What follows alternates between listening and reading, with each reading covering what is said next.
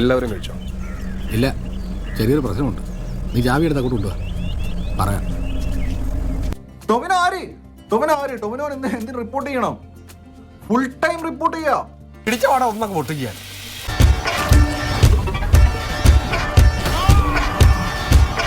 സംഭവം ഇറുക്ക് മച്ചാനെ. Second half ആണ് പൊളി. മാർക്ക് പെർഫോമൻസ് എന്ന് തന്നെ പറയാം. അത്രയ്ക്ക് സ്റ്റേറ്റ് അവാർഡ് തൂക്കോ ടൊവിനോ?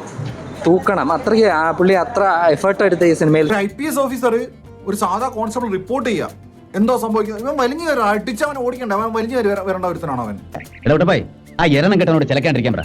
എന്ത് നല്ല കാര്യം പറഞ്ഞാലും അവൻ ഉടക്കുണ്ടാക്കും. കൂടുതൽ താങ്കരിയും ഇങ്ങ ഉണ്മയെ சொல்லக்கூடாதுங்க. ഒറ്റവാക്കിൽ പറയുകയാണെന്നുണ്ടെങ്കിൽ ഒരു ഗംഭീര പടമാണ്. കാരണം ഇത് ഒരു 10-22 വർഷങ്ങൾക്ക് മുമ്പ് നടന്നൊരു സംഭവമായിട്ട് റിലേറ്റ് ചെയ്തിട്ടുള്ള ഒരു സ്റ്റോറി ലൈനാണ് പറയുന്നത്. இன்னைக்கு രാത്രിയിലെ വാളെ പൂരാ പിരിങ്കിട്ട് നീങ്ക വാ, ഞാൻ 100 രൂപ കൊടുപ്പേൻ. ടൊവിനോ ഒരു ചക്കരമുത്തിലൊരു ദിലീപില്ലേ, ഒരു ഭയങ്കര ഇങ്ങനെ ചിണുങ്ങി ഒരു ചിണുങ്ങി അങ്ങനെയാണ് ടൊവിനോ മൊത്തത്തിൽ. കൊടുത്ത കാശിന്റെ പണി ചെക്കൻ എടുക്കണ്ടല്ലോ. ചേട്ടാ, ഇത് വലിയ ശല്യമായല്ലോ. തനിക്ക് വേറെ ഒരു ജോലിയില്ലേ? നമ്മുടെ ഒരു പ്രധാന ജോലി ഇതാണ്.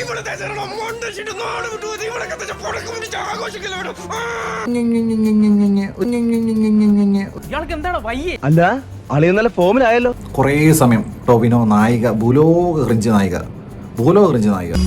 എല്ലാം ഉള്ളതാണല്ലോ അല്ലേ? സേവിയറെ, നിന്റെ അടുത്ത് ഇന്നേ വരെ ഞാൻ ഇല്ലാത്ത വല്ല കാര്യവും പറഞ്ഞിട്ടുണ്ടോ? ഉണ്ടോ?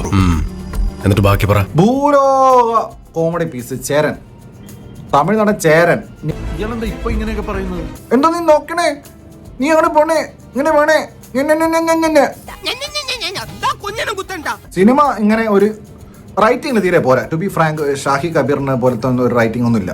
നിനക്കിതിന് മാസക്കൂലിയ ദിവസക്കൂലിയ മനസ്സിലായില്ലല്ലേ? എന്താ ചോദിച്ചാ കഴിയാറായോ? ഏകദേശം. ടൊവിനോ പല സ്ഥലത്തും ഈ ചക്രമുത്തര ദിലീപിനെ പോലെ ഇങ്ങനെ ചിണുങ്ങ, ഇങ്ങനെ ചിണുങ്ങണം. എനിക്ക് ബെറ്റർ ആയിട്ട് ഈ റോള് കുറച്ചും കൂടെ ഒരു ടെയിലർ മേഡായിട്ട് തോന്നുന്നത് ആസിഫിനാണ്.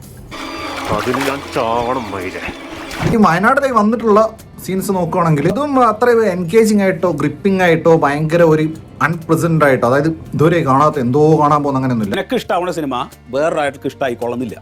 ഇനി പുറത്തൊരാൾക്ക് ഇഷ്ടമായ സിനിമ നിനക്കും ഇഷ്ടമായിക്കൊള്ളുന്നില്ല. ആളുകൾക്ക് ഇഷ്ടമുള്ള രീതിയിൽ പോയി കണ്ടോട്ടെ. എന്റെ അച്ഛൻ ആയിരക്കണക്കിന് ആളുകൾ എന്റെ അഭിപ്രായം പറഞ്ഞിട്ട് സിനിമക്ക് പോകാൻ നിൽക്കുന്നുണ്ട്.